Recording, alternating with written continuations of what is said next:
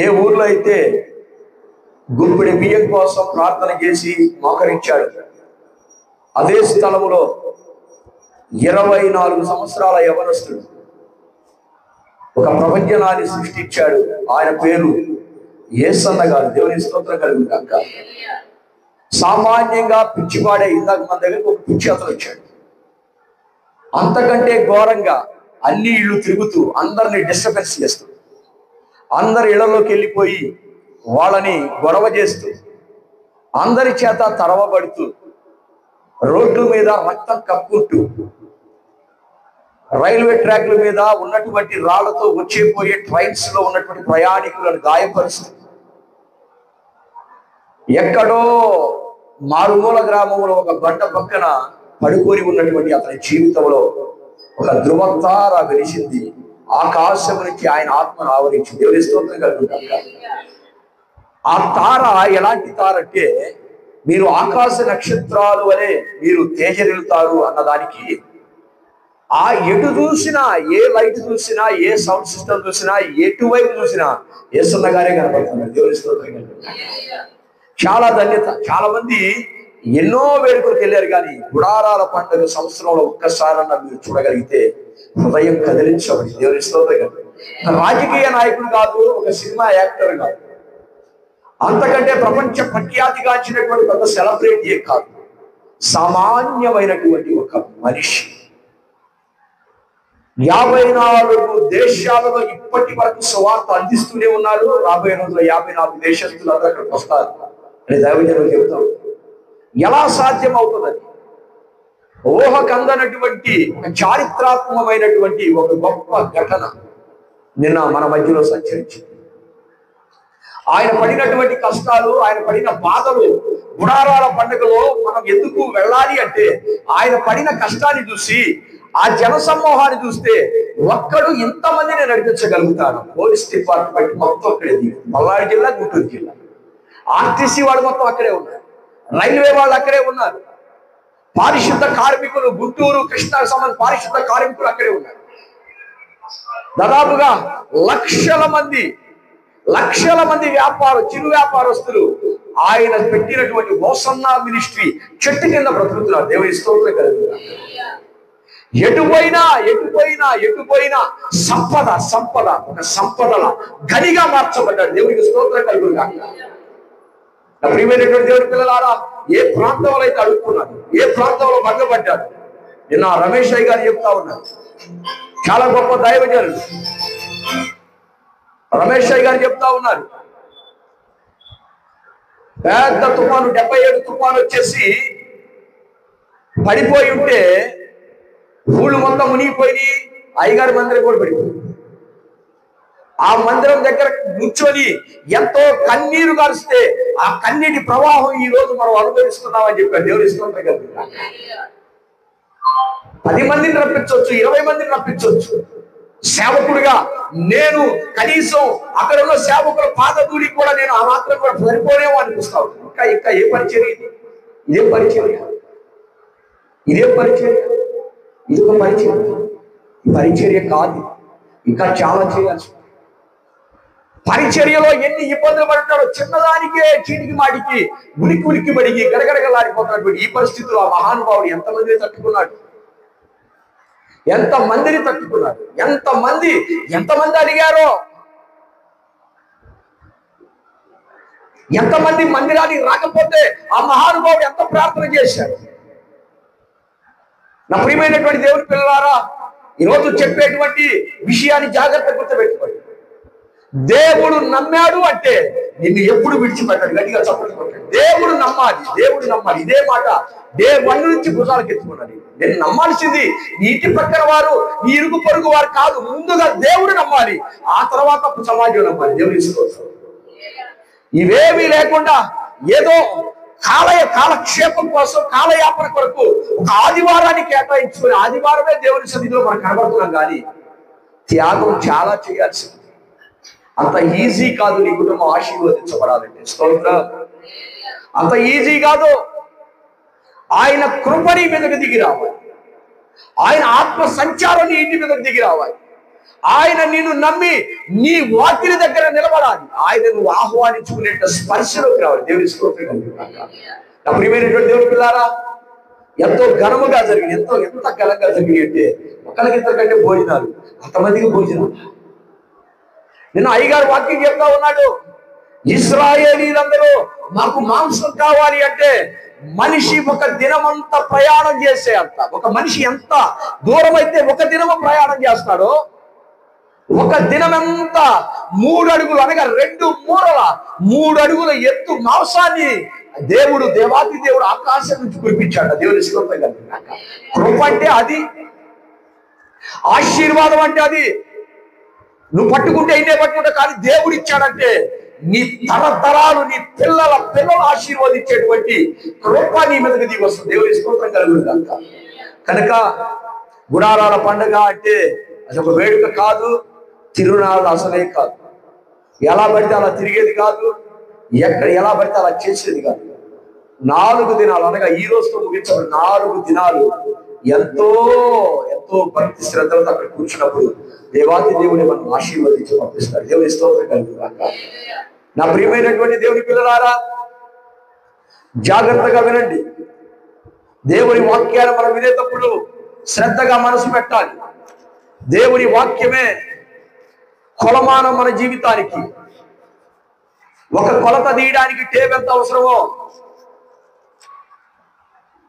ఒక కొలత తీయడానికి టేప్ ఎంత అవసరమో, ఒక నుయ్యి తీయడానికి ఆయుధాలు ఎంత అవసరమో, నీ జీవితాన్ని ఉన్నతంగా ఆశీర్వదించడానికి దేవుని వాక్యం అంత అవసరం. దేవుని వాక్యం అంటే ఏంటో తెలుసా? ఎప్పటికప్పుడు నా జీవితం విశ్వాసం ధ్యానం ఉందా, 2 ధ్యానాలు ఉందా, 3 ఉందా, లేకపోతే నిలువెల్ల విశ్వాసం ఉందని ఎప్పటికప్పుడు కొలత వేసుకునేదే దేవుని వాక్యం. స్తోత్రం కలుగును గాక. కనుక ఆదికాండం 5వ అధ్యాయం,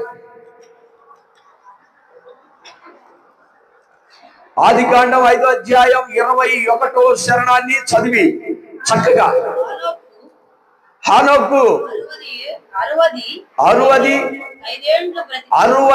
ఏండ్లు బ్రతికి మెతుషేలును కనెను. హానోకు మెతుషేలును కనెను. 302 ఏండ్లు దేవునితో నడుచుచు కుమారులను కుమార్తెలను కనెను. హానోకు బ్రతికిన దినములన్నీ ఎంతండి? 365 ఏండ్లు హానోకు దేవునితో నడిచిన తరువాత దేవుడు అతనిని తీసుకొని పోయాడు. చాలండి, జాగ్రత్తగా ఇటు వైపు చూడండి. 365 ఏండ్లు 365 ఏండ్లు దేవునితో నడిచాడంట. దేవుని స్తోత్రం కలుగును గాక. దేవునితో నడవడం అంటే ఏంటి? దేవునితో నడవడము అనగా ఏంటి అంటే, దేవుడు వచ్చేసి మిమ్మల్ని నడిపిస్తాడా? దేవుడే మిమ్మల్ని నడిపించుకుని తీసుకుంటూ వెళ్తాడా? ఏంటి 365 ఏండ్లు దేవునితో ఎలా నడవగలిగాడు? దేవునితో నడవడానికి గల ముఖ్య కారణం ఏంటి? దేవుడే తీసుకొని వెళ్ళిపోయాడంట. స్తోత్రం చెప్పండి. దేవుడే తీసుకొని వెళ్ళాడంటే ఆరోహణం అయిపోయాడు. ఈ ప్రపంచంలో మరణం లేనటువంటి వ్యక్తులు 1 హానోకు, 2 ఏలియా, 3 యేసు ప్రభువారు. మోషే వారు కొండ మీదకు వెళ్ళి తరువాత దేవదూతలే మోషేని సమాధి చేసిన ఉంది. అంటే అతను వృద్ధి పొందినట్లు నిర్ధారించారు. దేవుని స్తోత్రం కలుగుగాక. దేవదూతలే అతనిని సమాధి చేసి వెళ్ళినట్లుగా బైబిల్ గ్రంథంలో అతని మృతిని నిర్ధారిస్తా ఉంది. మరియు ఆ కొండ మీద ఇప్పటికీ వెతుకుతున్న మోషే సమాధి ఎక్కడా లేదంట. అంటే సమాధితో పాటు అతని శల్యాలను కూడా పరలోకానికి ఆరోహణం అయిపోయారంట. దేవుని స్తోత్రం కలుగుగాక. అందుకనే రూపాంతర కొండ అని మీకు తెలుసు.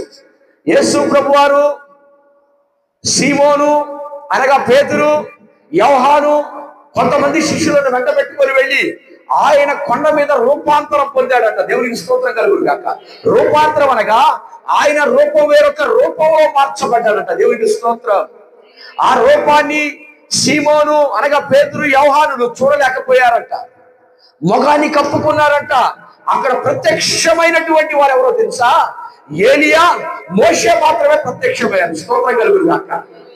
ఈ భూమి మీదకి చనిపోయిన తర్వాత ఈ భూమి మీదకి వారు దేవుని కలుసుకోవడానికి వచ్చినటువంటి భక్తులు వీరిద్దరు. దేవునికి స్తోత్రం.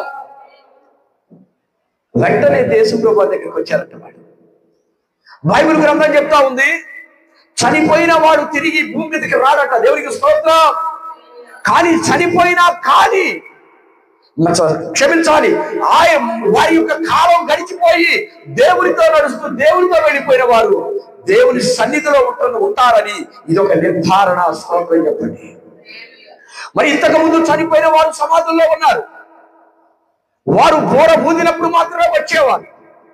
దేవుడు మధ్యాకాశంలోకి వచ్చిన తర్వాత ఆయన పిలిస్తే సమాధులు తెరవబడతాయి అని బైబిల్ గ్రంథంలో ఉన్నది. కానీ ఈ ఇద్దరు వ్యక్తులు మాత్రం రూపాంతర కొండ మీదకి వచ్చారంట. ప్రియమైనటువంటి దేవుని పిల్లారా, రాజుల గ్రంథంలో కూడా ఒక మాట ఉంది, మీరు తీయవసరం లేదు, నేను చెప్తాను కొన్ని విషయాలు. అలాగా ఒకరోజు సౌలు తన జీవితంలో చేసినటువంటి దుర్మార్గమైనటువంటి పనుల నిమిత్తం విజయం కోసం కన్న పిచాచాలు అనగా సోది చెప్పే స్త్రీ దగ్గరికి వెళ్ళాడు. ఎక్కడికి వెళ్ళాడు? సోది చెప్పే స్త్రీ దగ్గరికి సొమ్ము పట్టుకొని వెళ్ళాడు. వెళ్ళి, అయ్యా మీరు ఏదో ఒకటి చేసి నాకు జయాన్ని అనుగ్రహించండి అని చెప్పేసి వెళ్ళారట. వెళ్ళినప్పుడు మారువేషం వేసుకొని వెళ్ళాడట. స్తోత్రం చెప్పండి. రాజు మారువేషం వేసుకొని వెళ్ళాడు. ఎందుకంటే రాజుకి రారాజు అయినటువంటి దేవుడితో పని, కానీ సోది చెప్పేవాడితో ఏం పని? కనుక ఎవరన్నా చూస్తే ఈ రాజు సోది చెప్పించుకుంటున్నాడు, ఇతను పెద్ద దుర్మార్గుడు, ఇతను పాపి అంటారేమోనని ముసుగు వేసుకొని మారువేషం వేసుకొని ఆ సోది చెప్పే స్త్రీ దగ్గరికి వెళ్ళాడంట. వెంటనే ఆ స్త్రీ గమనించిందంట, అయ్యా నీవు సౌలువు కదా, పాత నిబంధన సౌలువు కదా, నీవు సౌలువు కదా అంటే, అవును నేను సౌలులే, నేను చేయను, నాకు విజయం కావాలి, నేను గెలవాలి, నేను నిలవాలి, ఈ రాజ్యాన్ని మరలా గొప్పగా పాలించాలి అని అడిగినప్పుడు అలా ఉందో లేదో చూడబట్టే అలా కళ్ళు మూసుకొని చూస్తుండగా ఒక వ్యక్తి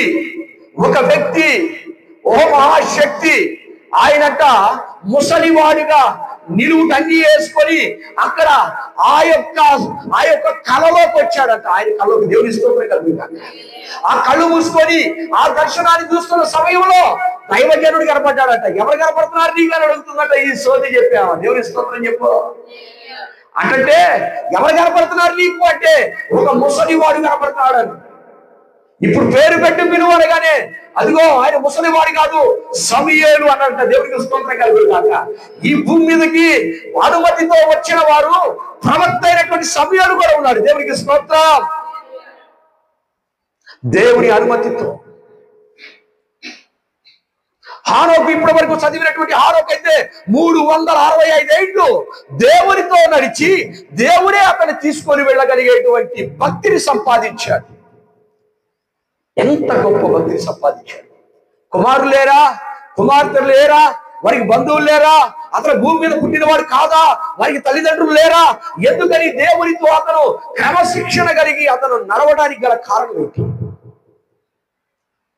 ఎందుకని అతను దేవుని అంతగా ఇష్టపడ్డాడు? ఎందుకని హానోకు ఎప్పుడు చూసినా దేవుడినే వెంబడించేవాడు. నా ప్రియమైనటువంటి దేవుని పిల్లారా, మీరు చూసినట్లయితే 5వ అధ్యాయం 1వ వచనం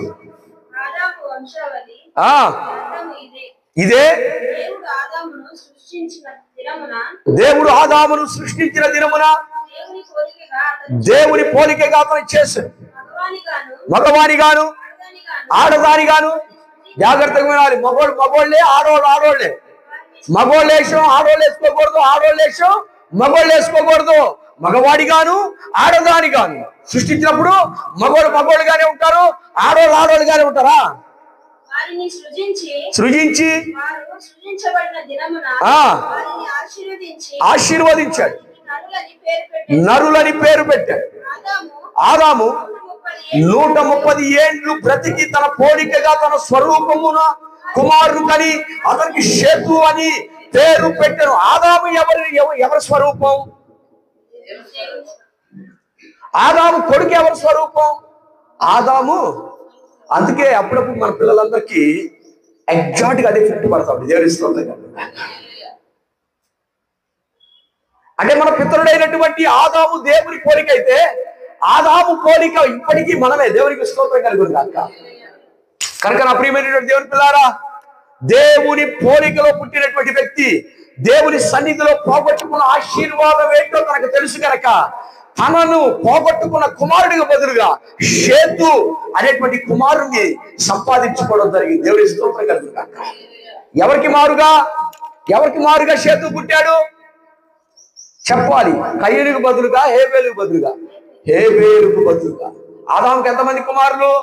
2. ఒకళ్ళు కయ్యూను, 2 హేబేలు. హేబేలు కయ్యూను మీద పడి చంపినప్పుడు, హేబేలు చనిపోయినప్పుడు అతని స్థానంలో దేవుడు మరొక కుమారుడిని ఇచ్చాడు. దేవుడికి స్తోత్రం కలుగును గాక. అంటే మనం ఎవరినైనా ఏదైనా పోగొట్టుకున్నామంటే అంతకు మించి గొప్ప ఆశీర్వాదాన్ని మనం పొందుకుంటాం. దేవుడికి స్తోత్రం కలుగును గాక.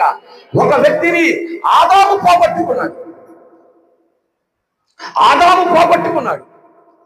ఎలా పోగొట్టుకున్నాడు? స్వయాన తన సహోదరుడి ద్వారా హత్య చేయబడ్డాడు. హత్య చేయబడిన వ్యక్తి అతని మారుగా ఇంకో కుమారుడు పుట్టాడట. ఆ కుమారుడు పేరు షేతు. అనగా పోగొట్టుకున్నటువంటి కుమారుడి బదులు దేవుడే షేతునిచ్చినప్పుడు షేతు జీవితంలో ఎంత భక్తి ఉండిద్దండి? స్తోత్రం చెప్పండి. ఎంత భక్తి! దేవుడే ఒక మనిషి స్థానంలో ఇంకొక మనిషిని ఇచ్చినప్పుడు అతనికి ఎంత భక్తి! అసలు వాస్తవంగా అబ్రాహం గారు చూస్తా ఉంటుంటే వేదిక మీద, అది అఫ్కోర్స్ ఒకవేళ ఏదైనా అబ్రాహం పాష గారు అక్కడ ఉంటే ఒకవేళ ఆయన పని ముందు జరగకపోవచ్చేమో, కానీ అబ్రాహం పాష గారు 10 లక్షల మందికి అవునన్నా కాదన్నా సేవకుడే. మధ్యలో ఎంతమంది వచ్చి కేకలేసినా చెప్పాలి. ఎంతమంది ఎన్ని లాగినా కుమారుడే. పోగొట్టుకున్నటువంటి ఒకడేమో దేశదిమ్మరైపోయాడు. చివరికి 2 కుమారులు లేరు. ఒంటరిగా ఉన్నప్పుడు పోగొట్టుకున్న వానికి బదులుగా షేతునిచ్చాడు దేవుడు. ఆ షేతు కనీన సంతానంలో నుంచి వచ్చిన వాడే ఎవరు? హానోకు. చెప్పండి. కనుక దేవుడు నీకు ఏదైనా నేర్పించాడు అంటే, దేవుడు మరలా నీకు ఇంకొక అవకాశం ఇచ్చాడంటే, దేవుడు మరలా నీకు ఒక బ్రతుకుని ఇచ్చాడంటే నువ్వేం చేయాలో తెలుసా? నీ తర్వాత వారికి మాదిరిగా ఉండాలి. స్తోత్రం. మాదిరి లేకపోతే ఫాదర్లు ఎలా అవుతారు? మాదిరి లేకపోతే తండ్రి ఎలా అవుతాడు? వచ్చిన వాడేమో తక్కువడా గట్టివాడు. స్తోత్రం. తన అన్న స్థానంలో దిగి వచ్చిన వాడు పోగొట్టుకున్నటువంటి కుమారుడి స్థానంలో దిగి వచ్చాడు. తనకి మారుగా ఇచ్చాడు, అంతేగాని వేరొక కుమారుడిని ఇవ్వాలి. అది బాగా చదవాలి. తనకు మారుగా. ఈరోజు నా ప్రియమైనటువంటి దేవుని పిల్లలారా, మీరు ఏది పోగొట్టుకున్నా, ఏది విడిచిపెట్టినా, మిమ్మల్ని ఎవరు విడిచిపెట్టి వెళ్ళిపోయినా, లేదా మీరు అనుకున్నటువంటి సమస్యలు మిమ్మల్ని వెంటాడుతున్నా, దానికి మారుగా 2 ఆశీర్వాదాన్ని దేవుడు మనకి ఇస్తాడు. దేవుడికి స్తోత్రం కలుగును గాక. పోగొట్టుకున్న దాని గురించి నువ్వు బాధపడాల్సిన అవసరం లేదు. పుట్టినవాడు ఎలాంటి వాడో తెలుసా? భూమిని సైతం తలకిందులు చేయగలిగిన వాడు పుట్టాడు. దేవుడికి స్తోత్రం కలుగును గాక. ఒక్కడిని బాగొట్టుకుంటే దేవుడు మరొక బలాఢ్యుడిని ఇచ్చాడు. నువ్వు ఒక్కడిని బాగొట్టుకుంటే తిరిగి 7 ఆత్మను దేవుడు నీకు ఇస్తాడు. స్తోత్రం కలుగును గాక. పెళ్లినాటి ప్రమాణంలో నీ భర్త చక్కగా ఉంటాడనో, నా పిల్లలు ఇలా ఉండాలని నీవు కలరగని దాన్ని నువ్వు పోగొట్టుకోవచ్చు. కొన్ని అక్రమాలకి, దుర్మార్గతకి సమాజంలో నువ్వు తక్కువ దారిగా చూడవచ్చు. నీవు బాధపడుతున్నావని, నీవు ఏడుస్తా ఉన్నావని, నీవు దుఃఖపడి కృంగిపోతున్నావని దానికి మారుగా దేవుడు మరొక షేతునిచ్చినట్లుగా నీ కుటుంబంలో మరలా ఆనందాన్ని ఇవ్వబోతున్నాడు. దేవుడికి స్తోత్రం కలుగును గాక. ఆ ఆనందాన్ని చూస్తూ తన కుమారులు అదే దారిలో నడిచారంట. స్తోత్రం చెప్పండి. వారిలో వచ్చిన వాడు హానోకు. మనము ఏ క్రమశిక్షణ కలిగి మనం పోగొట్టుకున్నప్పుడు మొహాలు అలా పెట్టుకోకూడదండి.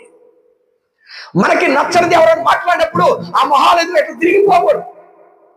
మనం అనుకున్నది సాధించలేనప్పుడు మనము కృంగిపోకూడదు, వెనకడిగేయకూడదు. ఆదామును దర్శించిన దేవుడు దానికి మారుగా ప్రశ్నించినట్టుగా నీ జీవితంలో కూడా గొప్ప కార్యాన్ని ఏదో దాచిపెట్టి ఉంచాడు దేవుని స్తోత్రం. ఆదాము కృంగిపోయాడు, ఏడ్చాడు. అయ్యో, నాకు ఉన్నదే ఇద్దరు కుమారులు, వారిలో నేను ఒకటి పోగొట్టుకున్నానే, అన్యాయంగా పోగొట్టుకున్నానే. ఒకడు చూస్తేనేమో ఇంటి పట్టుకుంటాడు, జాగ్రత్తగా ఉంటాడంటే వాడేమో దేశ దింపరై తిరుగుతున్నాడు. నేను చేసిన తప్పేంటి? ఒక్క మాట, దేవుని మాట నేను విననందున ఇంత శిక్ష అనుభవిస్తున్నానని ఎంతో ఏడ్చాడు ఆదాము. ఒక చిన్న తప్పుకి నేను పుత్రహీనునిగా మార్చబడ్డాను, కుమారుడు బాగుంటున్నాను. ఒకరు బతికుండి దేశం తెప్పరయ్యాడు, ఒకరు సచ్చి మమ్మల్ని ఒంటరివాడిగా చేశాడు. దేవుని వంశావళిలో మొట్టమొదటే శ్రమ ప్రారంభమైనప్పుడు ఆదాము కృంగిపోతూనే తన పని తను చక్కగా చేస్తూనే ఉన్నాడు. స్తోత్రం. తన కుమారుడు వదిలిపెట్టిన మందలు ఎక్కడ ఉన్నాయి? తన కుమారుడు చేసే వ్యవసాయం వదిలిపెట్టి వెళ్ళిపోయాడు. ఈ మందలను, ఈ వ్యవసాయాన్ని తనే జాగ్రత్తగా తండ్రిగా తన పాత్రను పోషించగలిగాడు. ఇతర కుమారులు అప్రయోగస్తులుగా మార్చబడినప్పుడు నిలబడవలసిన వారు ఎవరు? తండ్రి. స్తోత్రం చెప్పు. సమస్తాన్ని పోగొట్టుకొని పాపంలో ఉండగా మనకు కూడా కుమారుడు అనుగ్రహించబడ్డాడే. కాగా తన అద్వితీయ కుమారుడు నమ్మకం, విశ్వాసం ఇచ్చిన వాడు నశింపక నిత్య జీవాన్ని, మరలా నిత్య జీవాన్ని, కొత్త జీవాన్ని పొందుకుంటాడు. స్తోత్రం. హానోకు అంత మంచి దొరికి ఎక్కడి నుంచి వచ్చింది? హానోకు దేవుడితో 365 ఏళ్ళు ఎందుకు దేవుడితోనే నడిచాడు. అసలు దేవుడు అతను అంత ఇష్టపడతానికి కారణం ఏంటంటే తన పితరుల యొక్క భక్తిని దగ్గర నుండి నేర్చుకున్నాడు. ఇల్లుంది, వాకిలుంది, కూతుర్లు ఉన్నారు, కుమారులు ఉన్నారు, అన్ని ఉన్నారు. మనకి అసలు అమ్మో ఎన్ని శ్రమలో. ఒకడు తూర్పు అండి, ఇంకోటి పడమర అంటాడు, ఒక ఉత్తరం అండి, ఇంకోటి దక్షిణం అంటాడు. ఎవరిని కూడా సాటిస్ఫై చేయదు, ఎవరిని కూడా ఆనందింపజేయదు, ఎవరిని మీ వైపు తిప్పుకోలేదు. కనుక ఆదాము వలె ఒకడు దేశ దింబరై పొలం పని మానేశాడు, ఒకడేమో చనిపోయాడు, అతని గొర్రెలు మిగిలి. ఇప్పుడు భారమంతా ఎవరు మోస్తున్నారు చెప్పాలి? ఆదామేగా మోస్తుంది, తండ్రి మీద పడిందిగా. తండ్రి చేయాల్సిన, కొడుకులు చేయాల్సిన పని కూడా తండ్రి చేసే దుస్థితికి వచ్చేసాడు. కారణం దేవుని మాట ధిక్కరించటం వల్ల. నేనంటాను, ఆదాము చేతులతో పరిశుద్ధాత్మని ఒప్పింపజేస్తే చెప్తాను, అయ్యా ఒక చక్కని ఇల్లు నువ్వు పోగొట్టున్నావయ్యా, నువ్వు అలా పోగొట్టుకోరాదు అని చెప్పినప్పుడు భక్తి భావాలతో వారి పిల్లలు జాగ్రత్తగా పెరిగిన దేవుని స్తోత్రం. ఏంటంటే మరణం లేకుండా వెళ్ళిపోవడం, దేవుడితో నడవడమంటే అక్కడ ఉన్న 2 వచనాలు అనుకుంటారా? కాదు. ఈ యొక్క హానోకు తండ్రి, వారి తండ్రి షేతు తండ్రి దగ్గర ఉంటూ వ్యవసాయం చేస్తూ గొర్రెల కాపర్లుగా ఉన్నప్పుడు వారు ఎంత చక్కగా వారి తండ్రి మాట ఉంటారు. వాళ్ళ తండ్రి ఏమి నేర్పించుంటాడు? వాళ్ళ తండ్రికి ఇంతకు ముందు చరిత్ర తెలుసా? వాళ్ళ తండ్రికి ఏమైనా చరిత్ర తెలుసా? తెలియదు. జరిగిన చరిత్ర తెలుసు. ఏం తెలుసు అంటే ఏదేను వరములో జరిగిన ఆ సంఘటన మాత్రమే తెలుసు. మమ్మల్ని చేసింది దేవుడు అని తెలుసు, మాకు వ్యవసాయం ఇచ్చింది దేవుడు అని తెలుసు, మాకు మంటలు ఇచ్చింది దేవుడు అని తెలుసు, మాకు ఊపిరిచ్చింది దేవుడు తెలుసు, నా భార్యనే దేవుడు ఇచ్చారని తెలుసు. ఇంతకు మించి ఆదాము వాళ్ళ బిడ్డలతో ఏం మాట్లాడలేదు. కుటుంబాల్లో ఏది పడితే మాట్లాడుకోకూడదు. కుటుంబాలు తప్పిపోవడానికి కారణం దేవుని విషయాలు తప్ప అనవసరమైన విషయాలు, అనవసరమైనటువంటి మాటలు కుటుంబాల్లో మాట్లాడుకోకూడదు. దానివల్ల జరిగే పరిణామం సాతానుగాడు ప్రవేశించి మీ మనసులను చెరిపివేస్తాడు. మీ ఆలోచన ఏంటి? నువ్వు వెళ్ళు, నేను నీకు ఆలోచన చెప్తానని యెషయా భక్తుడు చెప్తా ఉంటాడు. యెషయా భక్తుడు దేవుడు చెప్తుంటే మన ఆలోచన మొత్తం చెడిపోవడానికి కారణం ఏంటంటే మనం దేవుని గురించి కాకుండా వేరొక వాటిని గురించి మనం మాట్లాడుతూ ఉంటాం. ఆదాము తనకు జరిగిన నష్టాన్ని బిడ్డలకు చెప్పలేదు. స్తోత్రం చెప్ప. నీవు పుట్టావు కనుక నా స్థితి అయిపోయిందా? మీరు పుట్టిన కాడితే నాకు కలవట్లు కలిసి రావటం లేదా? మీరు పుట్టిన ఉన్నా ఒకటే, లేకపోయినా ఒకటే కాదు. చాలా జరిగిన నష్టాన్ని హృదయంలో పెట్టుకొని నా బిడ్డలు ఇలా అవ్వకూడదని భరిస్తూ నిలబడ్డాడు కనుక హేబేలు కుమారుగా షేతు పుట్టాడు. దేవుడికి స్తోత్రం. బాధపడాల్సిన అవసరం లేదు. అప్రయోగస్తులుగా మారిన బిడ్డల బట్టో, కలిసి రాని ఇంటిని బట్టో, కలిసి రాని వ్యాపారాన్ని బట్టో, పోయిన ఉద్యోగం గురించో నీవు బాధపడాల్సిన అవసరం లేదు. ఎందుకు నీవు అలా జరిగిందో ఒక్కసారి ఆదాము వలె నువ్వు తెలుసుకొని నీ బిడ్డలకి వాటి పరాజయాలు ఎలా వచ్చినాయో చూసి చెప్పి, దేవుని ఉగ్రత మన మీదకి వస్తే మనం బ్రతకలేవమ్మా, మనం చేసే పని జాగ్రత్తగా చేయాలని బిడ్డలని ఇకనైనా సరే వాళ్ళని దేవుని సన్నిధికి నడిపించేంత ప్రేమ చూపించాలి. కాస్త ఈఎంఐ కూడా అప్లోడ్ వచ్చేటట్టు మన ఇంటికి ఎంత బాలో, నీ వల్లే జరిగింది, నీ వల్ల జరిగిన దాన్ని మాట్లాడుకోకూడదు. స్తోత్రం చెప్పు. జరిగిన దాన్ని మాట్లాడుకోకూడదు, అయిపోయిన దాన్ని మాట్లాడకూడదు. పొద్దుస్తమాను సచ్చిందాకా అయిపోయిందానే మాట్లాడుకొని మళ్ళా మాట్లాడుకొని నీ బిడ్డలకు నువ్వు ఏం మెసేజ్ ఇవ్వాలనుకుంటున్నావు? నీ బిడ్డలకి ఏం చెప్పాలనుకుంటున్నావు? నీ బిడ్డల్ని ఏ విధంగా ఆశీర్వాదానికి అర్హులుగా మారుతావనుకుంటున్నావు? ఆదాముకు జరిగిన నష్టం, ఒకవేళ ఇద్దరు ఒకేసారి పోగొట్టుకుని దేశంలో వెళ్ళిపోయాడు. ఒకడేమో ప్రాణాలు, తర్వాత పుట్టారులేండి కుమారుడు తర్వాత పుట్టారులే కానీ షేతు అంత శ్రేష్టమైనటువంటి బిడ్డలు మాత్రం కాదు. దేవుడికి స్తోత్రం కలుగుతుంది అక్క. అంటే నీవు పోగొట్టుకున్న తర్వాత ఆ స్థానంలో శ్రేష్టమైంది దేవుడు నీకు ఇచ్చిన తర్వాత ఆ తర్వాత నీకు ఇచ్చే వాటిని కూడా నువ్వు జాగ్రత్తగా కాపాడుకోవాలి. 365 ఏళ్ళు ఒక మనిషి దేవునితో నడవడం అంటే అంత ఆశామాషి విషయం కాదండి, అంత ఈజీగా మీరు కొట్టి పారేయద్దు ఈ విషయాన్ని. కనుక నా ప్రియమైనటువంటి దేవుని పిల్లలారా, దేవుడే తీసుకొని వెళ్ళిపోయాడంట. ఎలా తీసుకువెళ్ళాడు? శరీరంతో సహా తీసుకుని వెళ్ళిపోయాడంటే దేవునికి స్తోత్రం కలుగును కాక. ఆత్మ ఒకవేళ తీసుకెళ్తే శరీరం పాతి పెట్టాలి, కానీ శరీరంతో సహా అంటే అతని శరీరంలో పాపం లేదు, అతని ప్రవర్తనలో పాపం లేదు, అతని నడవడికలో పాపం లేదు, సమస్తము పరిశుద్ధుడు కనుక అతని శరీరంతో సహా ఎత్తబడ్డాడు. దేవునికి స్తోత్రం కలుగును కాక. ప్రవక్తలు ఎత్తబడ్డారంటే అది వేరే విషయం. సామాన్యమైనటువంటి ఒక భక్తుడు ఎత్తబడటం ఏంటండి? స్తోత్రం చెప్పు. ఎలీషా ఎత్తబడ్డాడంటే దానికి ఒక దేవుని ప్రణాళిక ఉంది. అతను దేవునికి అత్యంత సన్నిహితుడు, దేవుడు తనతో మాట్లాడేవాడు. మరి హానోకు ఎవరి మాట విని నడిచాడు? తన తండ్రి అయినటువంటి ఆదాము మాట విని నడిచాడు. తండ్రులారా, కుమారులారా, కుమార్తెలారా, ఇక్కడ ఉన్నటువంటి వారు వినాలి. పోగొట్టుకున్న దాని కొరకు నువ్వు పదే నువ్వు ఆలోచించొద్దు.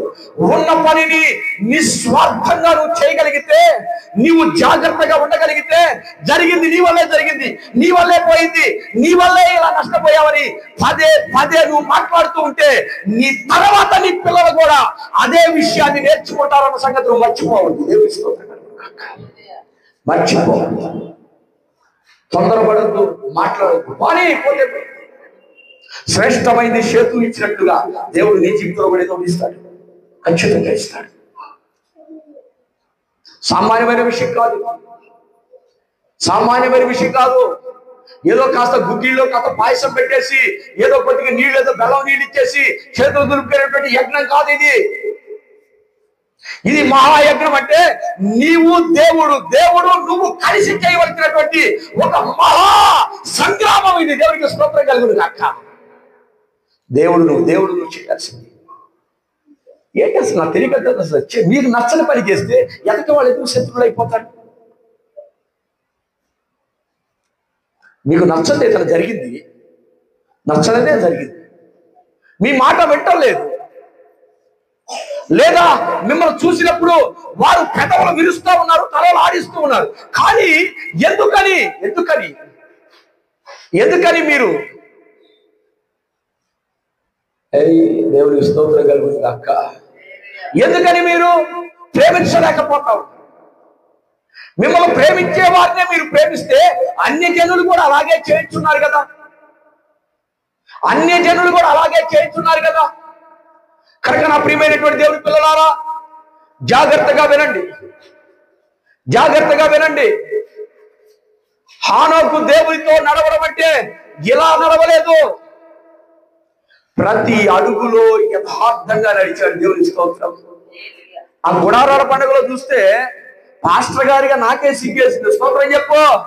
మరి సేవకులుగా మరి ఎంత రాణిస్తున్నారో ఏమో నాకు తెలియదు, కానీ ఆడుగుతో నాకే సిగ్గేసింది. చిచ్చి, ఇది కూడా బతికేలా నేర్చు. ఎదుటి వాడిని చూసి వార్తలు పెట్టుకోకూడదు. తప్పు చేయకుండా మన యొక్క స్థితిని సరి చేసుకోవాలి. దేవుని స్తోత్రం కలుగుతాక. ఎదుటి వాడిలాగా అతనిలాగే పాడాలనో, అతనిలాగే ఉండాలనో, అలాగే డ్రెస్అప్ చేసుకోవాలనో, అలాగే ఆ స్టైల్లో ఉండాలనుకో వార్తలు పెట్టుకోకూడదు. వార్తలు పెట్టుకుంటే ఒలిపాడి గుండె చిరువైపోతుంది. దేవుని స్తోత్రం. మనం చేయవలసిన పని ఏంటో తెలుసా? మనం చేయవలసిన పని తెలుసా? దేవునితో నడవాలి. స్తోత్రం కలుగుతాక. మనిషి మనిషిని చూసి కాదు భక్తి పెరగాల్సింది. మనము చేసే ప్రతి పని మన ఇంటిలో ఉన్న వారికి ఒక ఆధ్యాత్మికమైన వాతావరణం కలిగించాలి. కనుక నా ప్రియమైనటువంటి దేవుని పిల్లలారా, మీరు గమనించినట్లయితే హానోకు దేవునితో నడవడానికి కారణం వారి తండ్రి అయితే, వారి తండ్రి దేవునితో ఉండడానికి కారణమైతే వాళ్ళ తండ్రి అనగా దాదాపుగా కొన్ని తరాల వరకు చాలా క్రమశిక్షణ కలిగి ఉన్నారు. స్తోత్రం చెప్పండి. ఇప్పుడు మా తాత ఎవరంటే నేను చెప్తాను, మేరీ ఆనందరావు గారని. మీ ముత్తాత పేరైతే నాకేం తెలుసు, ఆడ ముత్తాత పేరంటే నాకేం తెలుసు. మా నాన్న పేరు తెలుసు, వాళ్ళ నాన్న పేరు తెలుసు, ఇంకా అంతకు మించి నాకు తెలియదు. కానీ ఆదాము మాత్రం తరతరాలకు సరిపోయినంత భక్తిని రంగరించి పోశాడు. దేవునికి స్తోత్రం కలుగును కాక. రంగరించి పోశాడు భక్తిని. తప్పు చేస్తే ఏం జరిగిందో ఆ తప్పు మరలా పునరావాస్తము కాకుండా భక్తిని రంగరించి పోశాడు. కనుకనే వారు గుర్తుగా ఇదిగో ఇలా చేశారంట, అందుకే ఇలాగయ్యారు. ఇదిగో నా తండ్రి ఆశీర్వదించబడ్డాడు, నా తండ్రి నా తండ్రి నా తండ్రి నా తండ్రి. అందులో నుంచి వచ్చిన వాడే హానోకు. ఎన్ని సంవత్సరాలు బతికాడండి? ఎన్ని సంవత్సరాలు బతికాడు చెప్పండి ఒకసారి. 365 ఏళ్ళ 2 ఏళ్ళు బతికాడు. బతికితే ఏమైందండి? ఆ బతుకు ఒక అర్థం ఉందా లేదా? దేవుడే వచ్చి తీసుకొని వెళ్ళిపోయాడంట. రాయ్యా అని చెప్పేసి తీసుకెళ్ళాడు. ఎంత గతండి! ఇలాంటి వాళ్ళని చూస్తే ఒళ్ళు తోకరిస్తూ ఉంటుంది. ఒక్కొక్కసారి సేవకులుగా కూడా నేను కూడా ఒప్పుకుంటున్నా, దేవుడితో నడిచే విధానంలో ఒక్కసారి నా చుట్టుపక్కల వాడు ఏదేదో చెప్తున్నా నేను కూడా ఏం చేస్తాను తెలుసా? ఎందుకు నాకే నాకు జరిగింది. కానీ ఆ నడవడం అంటే ఇక్కడ కూర్చొని తెలసొక్క వేసుకొని బోధించేంత ఈజీ కాదు. ప్రతి క్షణం పోరాటం, ప్రతి క్షణం పోరాటమే. మోషే 6 లక్షల మందిని భరించాడట. మోషే 6 లక్షల మందిని భరించాడు. అబ్రహాము తన ఇంట్లో ఉన్న 382 మందిని తను జాగ్రత్తగా పోషించుకోగలిగాడు. రంగరా యుద్ధానికంటే అందరూ వచ్చారు. అప్పుడు పోయా నీ సంగతి మాకు తెలుసులే కానీ పైకి మాట్లాడతా కానీ ఎవరు మొత్తం మాకు తెలుసా అలా. అలా ఇంట్లో ఉన్న వారంతా పరిగెత్తారంటే యుద్ధానికి. ఎందుకో తెలుసా? నిజముగా ప్రేమించేవాడు యజమాని తల ఎగిరిపోయినా పర్వాలేదని యజమానితో బయలుదేరతారంట. దేవుని స్తోత్రం కలుగుతుంది. సత్యం కోసం యథార్థంగా భక్తిగా నడిచాడు కనుకనే ప్రాణం పోయినా పర్వాలేదు. ఏమో లేదు కదా. స్తోత్రం కలుగుతుంది. అబద్ధం ఆడితే దేవుడికి ఇష్టమా? మరి ఇంకేదైనా చేశాడా? ఏమీ లేదు. దేవుడు అన్ని రైట్ కొట్టేశాడు. దేవుడికి స్తోత్రం కలుగుతుంది కాక. రైట్ కొట్టాడు కనుకనే రైట్ అని చెప్పేసి పరలోకానికి తీసుకెళ్ళాడు. దేవుడికి స్తోత్రం కలుగుతుంది కాక. ఎక్కడా దిగిపోయింది. ఒక్కసారి అగ్ని రథాలు ఇలా లాగితే ఏలి అంతే ఆ రథాలు వచ్చి తీసుకెళ్ళిపోయినట్ట. ఆ రథాలు వచ్చేసి మనిషి లేడు. ఒకసారి అది చదవండి, నేను ముగిస్తాను. 6వ అధ్యాయం 2వ రాజుల గ్రంథం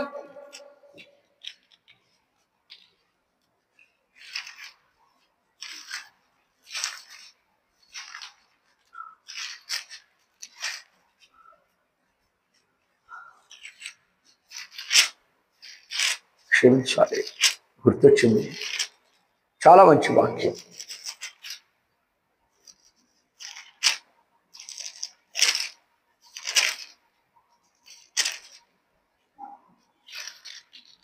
praise the Lord. Hallelujah, hallelujah. 2వ రాజుల గ్రంథం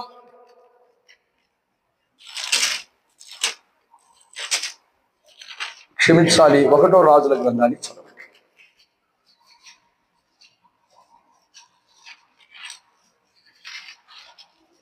ఆ 2వ రాజుల గ్రంథమే 2వ అధ్యాయం 10వ శరణాన్ని చదవండి. అందుకతడు నీవడిగినది అయితే నేను నీకు కనబడిన ఎడల ఆ ప్రకారము నీకు లభించును, కనబడని ఎడల అది కాకపోవచ్చని చెప్పాను. వారు ఇకను వెళుచు మాట్లాడుతుండగా అగ్ని రథమును అగ్ని గుర్రములను కనబడి వీరిద్దరిని వేరు చేసెను. అప్పుడు ఏలియా సుడిగాలి చేత ఆకాశములకు ఆరోహణమాయెను. స్తోత్రం చెప్పు.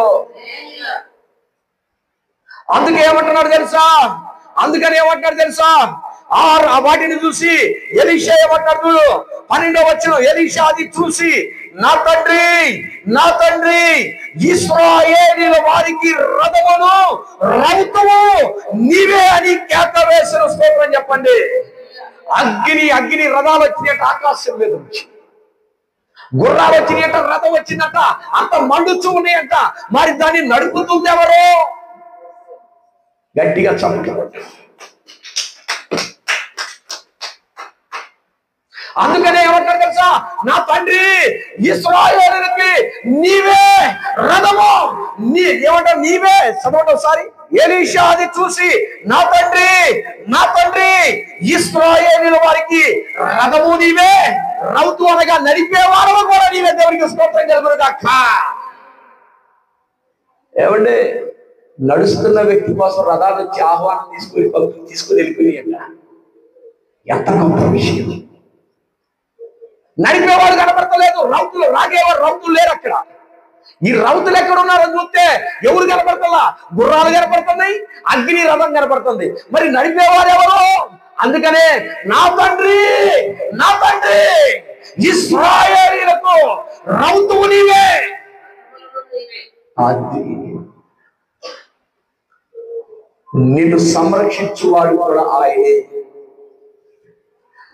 నిన్ను భద్రం చేయవాడు కూడా ఆయనే, నిన్ను ఆశీర్వదించువాడు ఆయనే, నిన్ను మరలా ఈ భూమి మీద తీసుకురాబోతున్న వాడు కూడా ఆయనే. అన్ని సమస్తం ఆయన. ఎందుకు?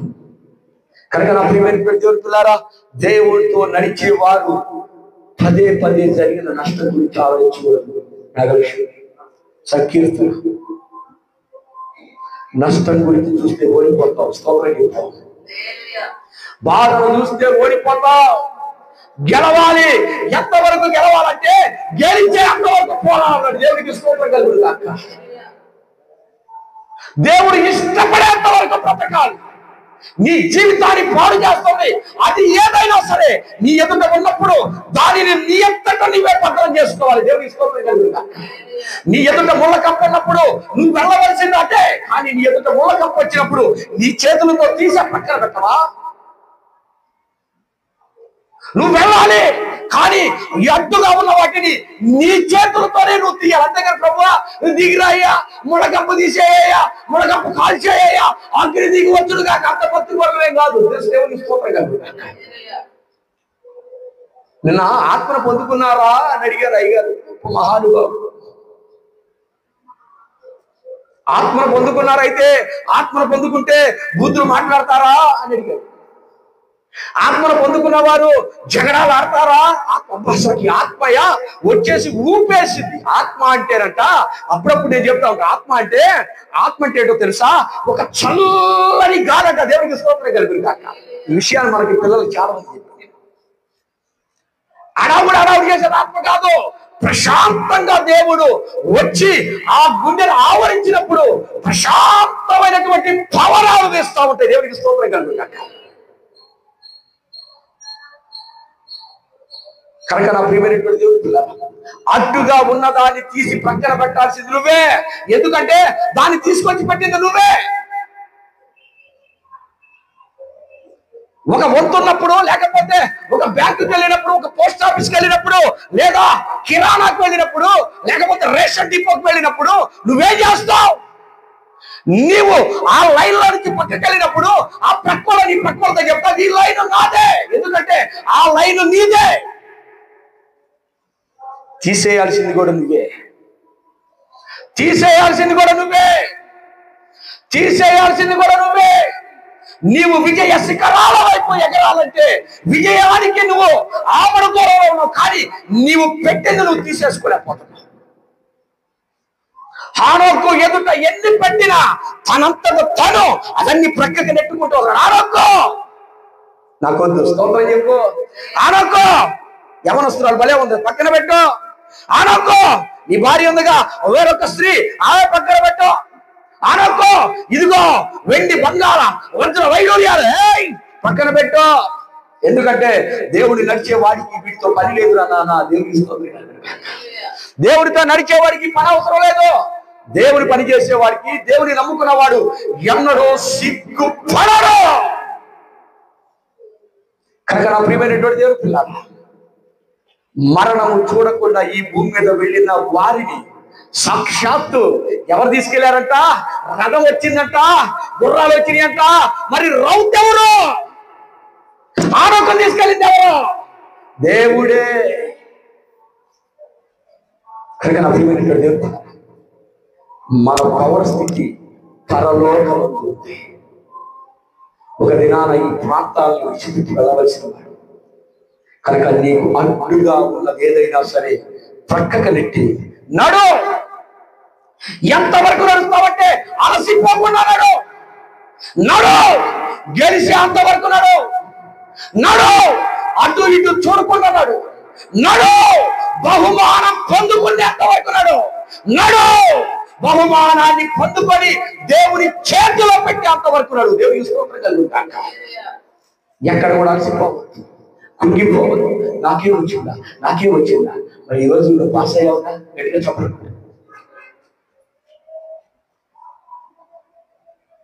సేవకుడి నోట్లో నుంచి ఏ మాట వచ్చినా సరే దేవుడు లిఖించుకుంటాడు. ఎందుకో తెలుసా?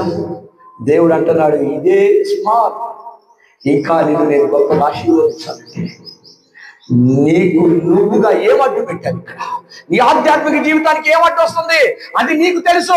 కొంత సమానం పాస్టర్ గారిగా నువ్వు ఫోన్ చూడొద్దు, టీవీ చూడొద్దు, బూతులు ఆడొద్దు, ఇదే చెప్తా ఉన్నాను. కానీ ఈ రోజు నీకు నువ్వుగా తీసేసే సమయం ఆసన్నమైంది. స్తోత్రం చెప్పు.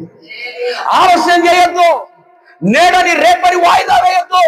ఈ రోజు దేవునికి ఇష్టం లేనిది నువ్వు తీసుకొచ్చి లైన్ లో పెట్టింది, ఆ లైన్ లోంచి తీసి పక్కన పడేసి వాళ్ళు అంటారు, ఏంటమ్మా లైన్ లోకి వెళ్ళిపోతున్నావు? నాకు వద్దులేండి, నాకు కావాలండి దేవుడు ఇస్తాడు. గట్టిగా చెప్పండి కొట్టు.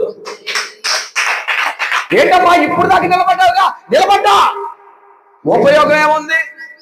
అవి రావంట. స్తోత్రం చెప్పండి. నిజమే, అవి రావు.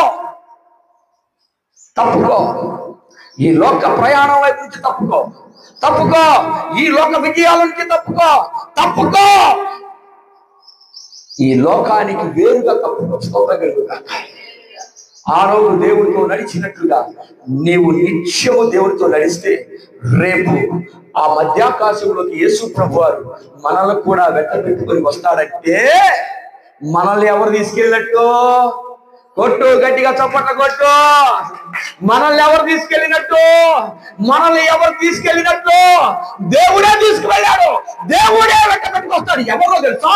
క్రీస్తు ప్రభువునందు మృతులైన వారిని మాత్రమే. స్తోత్రం చెప్పు. అంటే దేవుడితో నడిచిన వారిని మాత్రమే. తీర్పు జరిగేటప్పుడు మిగతా వాళ్ళు అక్కడ నేను నిలబడతారు, వాళ్ళకి మనకి సంబంధం లేదు.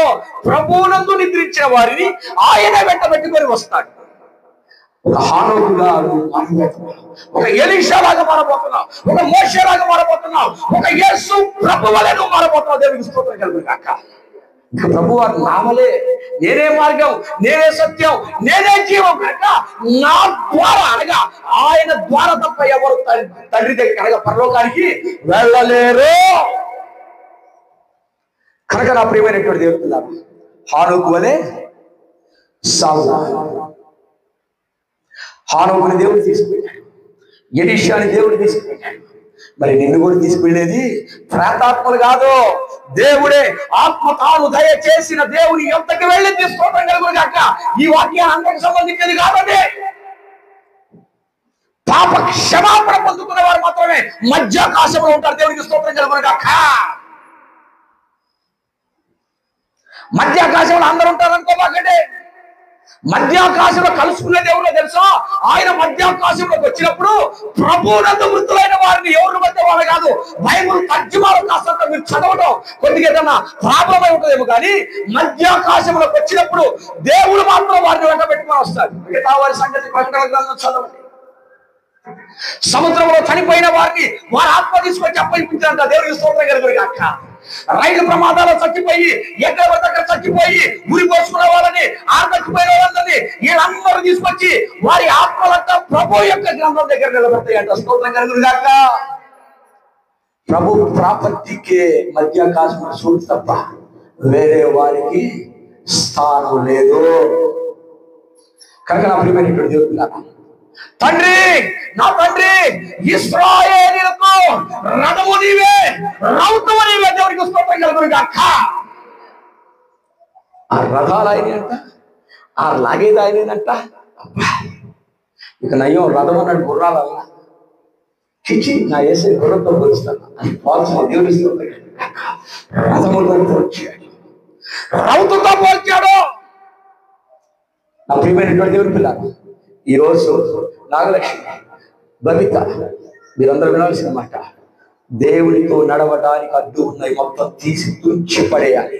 పురుగు పట్టిన చెట్టును చూసారా? పురుగు పట్టిన చెట్టును చూసారా? పురుగు పాకకుండానట్లు ఆ వైరస్ అంతవరకు కట్ చేస్తారు. షుగర్ వ్యాధిగ్రస్తులు చూసారా? వారి కాలు తినేస్తుండగా కాలే తీసేస్తా ఉంటారు. ఎందుకంటే ఆ కొరుకురు పుండి ఏం చేసిందంటే మొత్తం తినకుండా. ఈరోజు నీకు అడ్డుగా ఉన్నది ఏదైనా సరే నీలో నుంచి, లోకం నుంచి నువ్వు వేరు చేయబడాలి. అప్పుడు ఖచ్చితంగా నువ్వు అన్నట్లుగానే, నువ్వు కోరుకున్నట్లుగానే, మీరందరూ కోరుకున్నట్లుగానే బాగున్న సంతోషం దేవుడు మీకు ఖచ్చితంగా అనుగ్రహిస్తాడు. బాగుంటున్న ఏ వేరు మొదటి చేతులు దొరకలేదా? మరి నీకెందుకు దొరకదు? ఆనందం అంటే ఒక ఇల్లు అనుకున్నారా? ఆనందం అంటే ఏదో చిన్ని చిన్ని వస్తువులు పనిముట్లు కొనుక్కోవడం ఆనందం అంటే డబ్బు అనుకున్నారా? కాదు. నీవు బ్రతికుండగా సోపాలో హాయిగా ఆనుకొని కూర్చొని నీవు చక్కగా నీ పిల్లలు ఆశీర్వాదించబడుతుంటే చూసేదే ఆశీర్వాదం. అంటే ఏంటి? నీ పిల్లలు ఉన్నతమైన స్థానంలో ఉన్నప్పుడే కానీ సంతోషం. మనకేమైనా సంతోషం ఉందా? మనకేమైనా కావాలా? ఎవరిని అడిగినా ఇదే చెప్తున్నారు, అయ్యా నాదే ఉందయ్యా, నా పిల్లలు బాగుంటే చాలు. నీ పిల్లల్ని ఏం చెయ్యాలనుకుంటున్నావో, నువ్వేం అవ్వాలనుకుంటున్నావో తల్లులారా, నీకేం కావాలో మనస్సు విప్పి దేవుని సన్నిధిలో చెప్పగలిగితే దేవుడు అంటున్నాడు, ఇది నేను చేస్తాను. అయితే నాతో నడుస్తావా? నాతో నడిచినప్పుడు ముళ్ళబాటు వచ్చింది, ఏం చేస్తావు? బాబోయ్ మేము నడవలేకపోతున్నాం నాయన. మరి నాతో నడుస్తున్నప్పుడు రాళ్ళు వస్తాయి, బాబోయ్ ఈ కొండల మీద ఎక్కలేం. అయ్యా మేము నడవలేకపోతున్నాం, నిలవలేకపోతున్నాం అని అంటావా? లేకపోతే నాతో నడుస్తావా? కనుక ఈరోజు మంచి తీర్మానం తీసుకోండి. దేవుడు ఖచ్చితంగా మీరు బాగుంటున్న దానికంటే అద్భుతంగా దేవుడికి జీవితాలను మార్చుగాక. లోకపు శ్రమలు నన్నెదిరించిన లోకపు శ్రమలు, నన్నెదిరించిన కఠినులు రాళ్లతో కఠినులు రాళ్లతో హింసించిన సెపెను వలె సాగేదా నిసాగేద యేసునితో నా జీవిత కాలమంతా నిసాగేద నా జీవిత కాలమంతా యేసుతో నడిచేదా, యేసుతో పాడాలి. యేసుతో నడిచేదా, యేసుతో గడిపేదా, పరమున చేరా నే వెళ్ళేదా, పరమున చేరా నే వెళ్ళేదా, ఆనోకు వలె సాగేదా, సాగేద యేసునితో నా జీవిత పాడాలి సాగేద యేసునితో నా జీవిత కాలమంతా బ్రతుకుట క్రీస్తే సావైన మేలే, బ్రతుకుట క్రీస్తే సావైతే మేలే, క్రీస్తుకై అత సాక్షిగా మారేదా, పాడాలి మారేదా, పౌలు వలె సాగేదా, దేశా పాడాలి, ఉజ్జీవంగా పాడాలి. నా జీవిత కాలమంతా సాగేద పాడాలి ప్రతి స్వరం. నా జీవిత కాలమంతా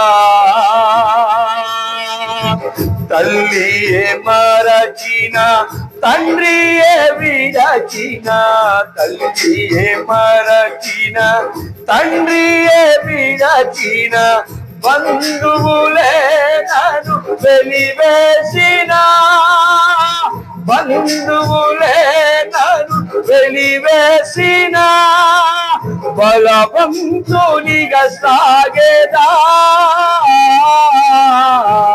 పాడాలి సునితో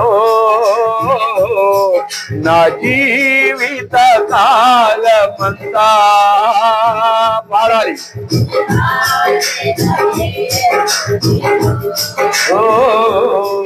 నా జీవిత కాలమంతా, వెనుక సేతులు వెంటాడినను, వెనుక సేతులు వెంటాడినను, ముందు సముద్రము ఎదురొచ్చిన, ముందు సముద్రము ఎదురొచ్చిన, మోషే వలె సాగేదా, సాగేద యేసునితో నా జీవిత కాలమంతా, పాడాలి స్వరమెత్తి.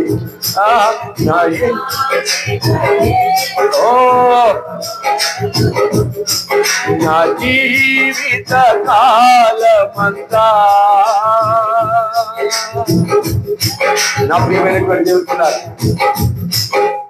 హానోకు వలె సాగుతావా, మోషే వలె సాగుతావా, సెఫను వలె సాగుతావా, పౌలు వలె సాగుతావా?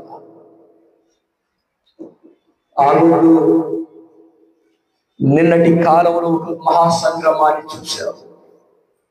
అది ఇంత సామాన్యమైన విషయం కాదు.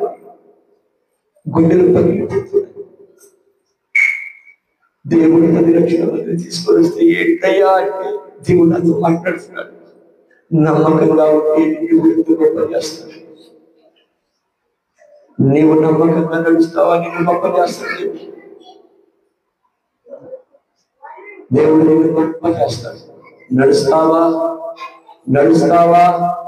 నిలబడతావా?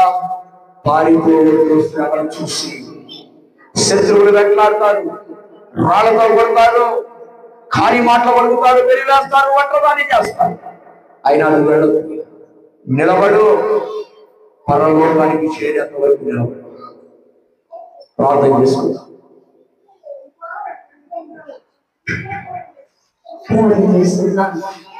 మహాపరిషుద్ధుడా, మహోన్నతుడా, సర్వశక్తిమంతుడా, నా తండ్రి ఆత్మతో నీతో నడిచాడు. మానవ జీవితం అంతా చూస్తే ప్రభా, ప్రతి క్షణం, ప్రతి నిమిషం, ప్రతి సెకండ్ ప్రభా నిన్నే తలపోసుకొని నిన్ను ముందు పెట్టుకొని తన జీవితాన్ని కొనసాగించాడు. ఆత్మకు కుమారుడు లేదా, కుమార్తె లేదా, భార్య లేదా అనుకుంటే వారు కూడా ఉన్నారు. కుటుంబానికి యజమానుడే. కానీ ప్రభా, కుటుంబం చక్కబెట్టుకునే విషయంలో, నీకు ప్రాధాన్యత ఇచ్చే విషయంలో, ఆత్మకు అన్ని విషయాల్లో ముందున్నాడు ప్రభా. ఆత్మకు నీతో నడిచినట్లుగా నా తండ్రి మేము నీతో నడవాలంటే, మేము నీతో కలిసి ఉండాలంటే ప్రభా, మాలో ఉన్న తీర్మానం తీసుకునే ప్రభా, నీకు నా తండ్రి మొదటిగా ప్రాధాన్యత ఇవ్వాలి. నీకు నా తండ్రి నిన్ను స్తుతించాలి, గణపరచాలి నా తండ్రి.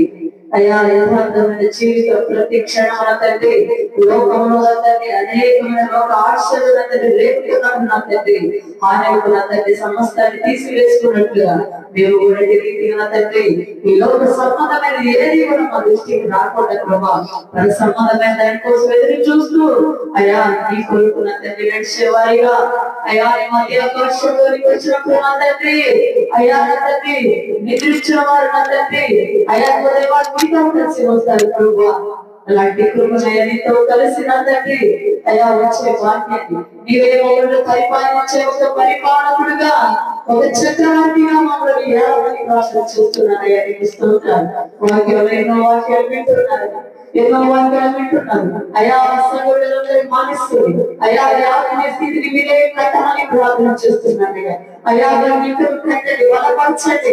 లోకంలో మీకు శ్రమ కలిగిన ధైర్యం కలిగి కూడా చెప్పిన దేవా అయా, ధైర్యం అని నా తండ్రి అయా, ధైర్యాన్ని ధరించుకుని లోకాన్ని నా తండ్రి జయించగలిగిన కృపదయచేయమని ప్రార్థన చేస్తున్నానయ్యా. ఇది ఎంతమంది సన్నిధికి దూరంగా ఉన్నారు అయా, ఇది పరిశుద్ధ దినమయ్యా.